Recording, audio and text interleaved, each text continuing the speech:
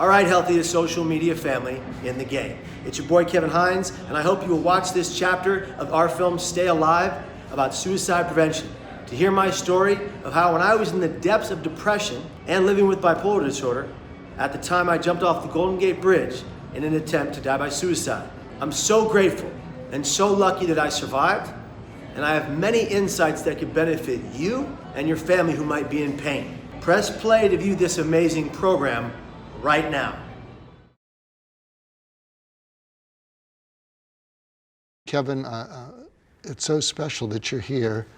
I know your story, and I want other people to know your story as I know it, and Rayko knows it, because you got to the other side and came back. And so tell us about that. Tell us about you. Okay. Well, Mark, Rayko, I know a lot about the despair you speak of. I argue often that I've been in pain since the day I was born. I was born in squalor on 6th Street in the Tenderloin in San Francisco in a crack motel. I was born to biological parents who were on drugs. Not when they had me, but certainly afterward. And they had something that I have, manic depression, what we today call bipolar disorder. And it was so dangerous to them in the way that it led to their coping with hardcore drugs and alcohol. And, you know, from an infancy, it was a traumatic infancy where I was quite literally fed what mom and dad could steal. Kool-Aid, Coca-Cola, and sour milk was my diet. I had a distended belly filled with liquid, a bruise from the top of my sternum to the bottom of my abdomen from being malnourished for so long. I would end up, luckily, being taken and adopted by Patrick and Deborah Hines. They're saints in my life, and they saved my life. And they took in 3 kids from 3 separate homes and made a melting pot of a family. And really, Mark, as I grew up, I thought, how could anything go sideways from here? Mom and Dad worked so hard. We have good lives. We have everything we ever could have wanted for, needed for. But at 17, my brain broke. I'll never forget it. I stood on a stage at Archbishop Reardon High School performing in a show as a theater kid, and I was playing a character called Gatch in the show How to Succeed in Business Without Really Trying, and I'm looking out into this 1,200 person theater, and I have my first severe symptom of that disease. They would later say I had bipolar. Extreme paranoid delusion. And Mark, on that day, I believed that 1,200 people were there to do one thing, kill me. I ran off stage, I ran to the lobby. I would eventually see my first psychiatrist because of this incident. And I would be placed on medication for BPD. And I went from the age of 17 to 19, like on this rocky journey, this rocky road of like skyrocketing into euphoric, natural, manic highs. When you have bipolar disorder, as you know, Mark, you have manic elation where you believe you can do things and be things that are impossible. I kid you not, I would campaign for office as the president of the United States around my neighborhood, asking for people to vote for me and put them on their ballot. It didn't exist, it wasn't real. I would wait in front of my father's home for 6 hours a day, waiting for Steven Spielberg to show up and give me the lead in his next major motion picture. It was ridiculous, but my brain told me these things were possible. And then I started having hallucinations. I started hearing and seeing things that don't exist to anybody but me. You know, when I was in 4th grade, I heard voices. I never told anybody. How does a 4th grader tell their parents that they hear a voice not that of their conscience in their head? They don't. You keep it inside, you bury it, you silence your pain. I got to be 17, 18, and the voices came back, and they were louder and more aggressive and more angry, and they hated me. It wasn't like your inner critical voice. Everyone has one of those. I'm talking about a voice not that of your conscience that you don't recognize as anybody you've ever known or loved, telling you things you have to do that you don't want to. And basically around 19 years of age, the voice began to tell me that I had to die.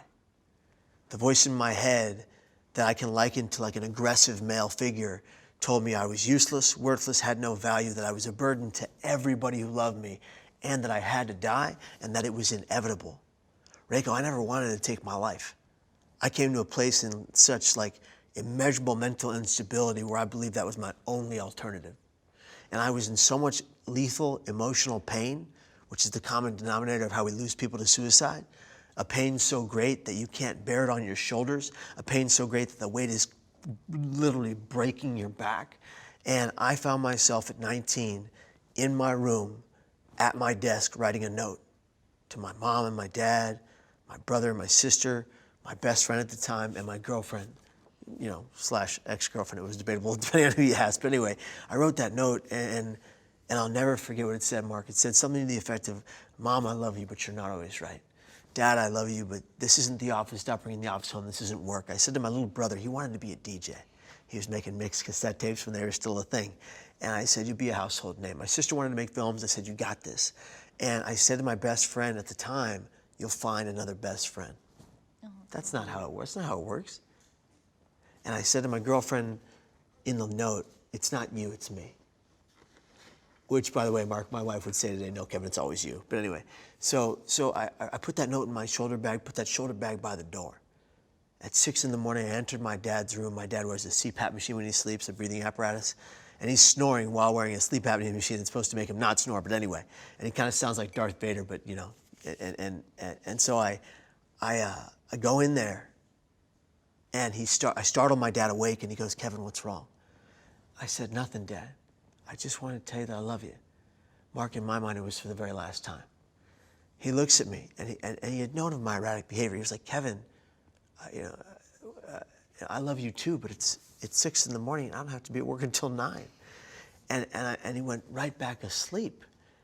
And I went back to my room, pacing in circles, put that note in my shoulder bag, or checked it rather, and my dad came in at 7 a.m. And he said, Kevin, I'm very worried about you, and I don't know what to do. Why don't you come to work with me today? Now there it was, my opportunity to literally tell the one man who loves me the most in the entire world the truth. But at that moment, the voice in my head screamed, be quiet, Kevin. You have to die. It's inevitable. You don't have a choice. And I was quiet. I silenced my pain yet again. And the whole purpose of this coming together, all of us here today, I believe a pain shared is a pain halved. If you can share your pain, if you can voice your pain, you can survive your pain and your despair. But I didn't know that back then. Back then, I didn't know that my thoughts did not have to become my actions. When I go and I speak, I ask people to think about that for a minute. If all of your thoughts became your actions, I ask audiences all over the world, how many of you would be in jail for road rage right now? And everybody raises their hand who's a driver. And I didn't know when I went to the Golden Gate Bridge and tried to take my life by suicide because of my pain. I didn't know that my thoughts did not have to own, rule, or define my next action. And so I went to the Golden Gate. I got on that bus. I sat in that back row crying like a baby, hoping, wishing, and praying that one person would say, hey, kid, are you okay? Is something wrong? Can I help you? I could not tell my father that morning, even though I wanted to. But on that bus, all I felt was ambivalence. All I wanted to do was live, but my brain was trying to kill me. And the bus gets to the Golden Gate Bridge parking lot, and everybody, 100 people, get off that bus right there with their cameras, with their fanny packs, with their foreign accents. And I am sitting there, and I'm the last person off the bus, and I'm hoping that the bus driver is going to say, kid, can I help you? But instead he goes, come on, kid, get off the bus, I got to go. And I walked up to this man. I'll never forget. I looked him right in his eyes. He was a tall guy, and he looks down at me, and he motions for me to get off the bus. And waterfalls are just flowing from my eyes. Mucus is dripping from my nose. And I go and I walk across the Golden Gate Bridge walkway, the ninth wonder of the world. And I find a particular light rail. And I lean over that light rail, and I'm crying my tears to the waters below, wishing that someone would stop me. I couldn't tell my dad that morning, but then I needed someone to say something. And that is when a woman from my left approached me. Rayko, she had blonde curly hair, beautiful woman, and she had these giant sunglasses, they're too big and don't fit her face. And she approaches me with a smile. And as she's approaching me, I think, this is it. This lady is going to help me, and I don't have to die today. And then she pulls out a digital camera, and she goes, Will you take my picture? And I had to laugh in my head like, lady, are you kidding me? This is terrible timing. But she gets in front of me. She's right in front of me. And she poses 5 times for like 5 minutes. And Mark, I used to be angry at this woman. I used to be like, why didn't she see my pain? But then somebody informed me, Kevin, she did. She was literally the only person to approach you, the only person to try to connect with you. She was a beautiful individual. She was trying to show you something beautiful. You missed it. And I did miss it. Because when she took her camera back and she walked away, my mind said, absolutely nobody cares. The furthest thing from the truth. Everybody cared. Every member of my family, every one of my friends, everyone who loved me cared. My brain wasn't allowing me to care. My brain was trying to end me as I desperately tried to hold on to the last bit of life in my mind. And she walked away. And at that moment in my head, I said, nobody cares. I walked back toward the traffic railing. I sprinted forward, and using these two hands, I catapulted myself into free fall. And it was the millisecond that my hands left that rail and my legs cleared it that I had an absolute instant regret for my actions. And a 100% recognition that I just made the greatest mistake of my life, and it was too late.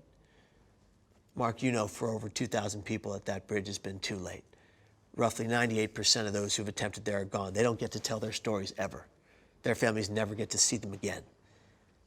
And I fell 220 feet, 25 stories at 75 miles an hour, thinking the entire way down, what have I just done? I don't want to die. God, please save me. And then I hit the water. And hitting that water from that height at that speed is like hitting a solid brick wall. When you hit from that height at that speed, it's like the water stops you like a solid. You go down 70 feet beneath the water surface, and something unexpected happened. I thought I was going to die on impact. I opened my eyes, and I was drowning 70 feet beneath the water without the use of my legs. Upon impact, I had shattered my T12, L1, L2 lower vertebrae. They popped and splintered throughout my insides. I was in the most excruciating physical pain I've experienced in my entire life, but Mark, it never once came close to the enemy I battle up here, the enemy within.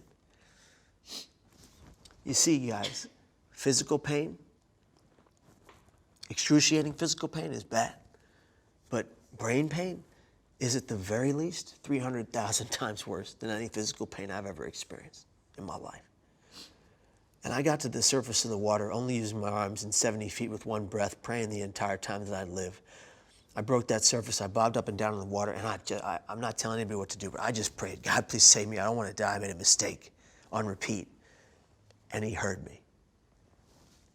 I'm no longer waiting in the water to stay afloat. Something began to circle beneath me. Something very large, very, very slimy, and very much alive. And I remember thinking at that moment, like, you gotta be kidding me. I didn't die off the Golden Gate Bridge, and this shark is gonna eat me.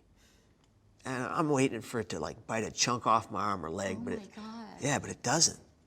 It just keeps bumping me up. And no longer am I swimming. I'm lying on my back atop the water, being kept afloat by this thing. And I would later learn from a guy named Morgan McWard, who was on the bridge that day from Las Vegas. He was there with his mom. He wrote to me through ABC News because I mentioned I thought there was a shark beneath me. And he goes, Kevin, I'm so very glad you're alive. I was standing less than 2 feet away from you when you jumped. Until this day, no one would ever tell me whether you lived or died. It's haunted me until right now. By the way, Kevin, there was no shark like you mentioned on the show, but there was a sea lion. And the people above looking down believed it to be keeping your body afloat until the Coast Guard boat arrived behind you. And this is Herbert right here. That's him. That's the sea lion. It's like my mascot. In the water that day, I named him because he saved my life when I thought he was going to kill me. And I would go back to the Golden Gate Bridge after I healed up. I went in the hospital, of course. I went from a wheelchair to a walker and a back brace to a back brace and a cane after a 10.5-hour back surgery to replace my shattered back with metal, titanium. They replaced my back. I rehabbed, went to a psych ward, first of 11 years. And my father, on the date of my anniversary, on September 25th, 2001, the year after my attempt, my father picks me up from City College. He goes, Kevin, we're going for a drive. And my dad's a tough guy, so I was like, Dad, where are we going? What do you mean? He said, for a drive. We go, and we're driving down 19th Avenue, Park Presidio in San Francisco. We pull over, and he says, Kevin, pick a flower. I go, and I pick this purple tulip with yellow inside. And he goes, we're going to go to the bridge, and we're going to find closure. We get to the bridge, we get to the parking lot. I don't want to get out of the car. I can't do it. I can't do it. He says, Kevin, we need closure. Let's go. So we go out on the bridge. He says, show me where. I showed him the exact light rail I jumped at. I knew exactly where it was. We go to the light rail. I've got the flower in my right hand. My father takes my hand in his right hand, my left. We say in Our Father, and he says, okay, Kevin, drop the flower. I go like this and I drop the flower. It wafts down very slowly. It very lightly touches the water, makes the tiniest of ripple effects, and 2 feet to the right, popped up a sea lion. And it was the most beautiful moment. Oh my God. Oh. It was the most... Oh my God. It was the most beautiful moment I've ever spent with my dad, besides him being the best man at my wedding. And I tell you all this story because you don't have to take your life. If you're in that lethal emotional pain, what you have to do is turn to someone who empathizes and someone who cares and say 4 simple but effective words. I need help now. And if this person can't give it to me, or this person can't give it to me, I'll find somebody else. I'll search and I'll find somebody else. I live with chronic thoughts of suicide. They plague me. They'll never kill me. Every time I'm suicidal today, I will find someone willing to empathize with my pain, and I will tell them my truth until I'm safe. And that's a dedication I've made while living with this disease. I commit to life, to being here tomorrow and every damn day after that. No matter the pain, in spite of the pain, I will thrive every day. And it took a long time to get here. It took a long time to find the inner peace to be able to survive this pain. I've been in pain since the day I was born, Mark, but I've never suffered a day in my life. I've lived a good life. I'm lucky to be alive. I'm lucky I get to exist. And I'm never going to squander that blessing by ending me. I'm always going to look to those who love me or those I don't even know. And I'm going to beg them to save me when I'm in that pain. Because I deserve to be here, just like everybody in this community, just like everybody around the world. We exist for a reason. It's not to die by our hands. We are intended to be here until our natural end. We have a purpose, and it is a bright one, and it's beautiful. And if you don't know what it is today, search high and low until you find it. My purpose is to travel the world 300 plus days a year trying to help other people stay here. And that much I know. That's so powerful.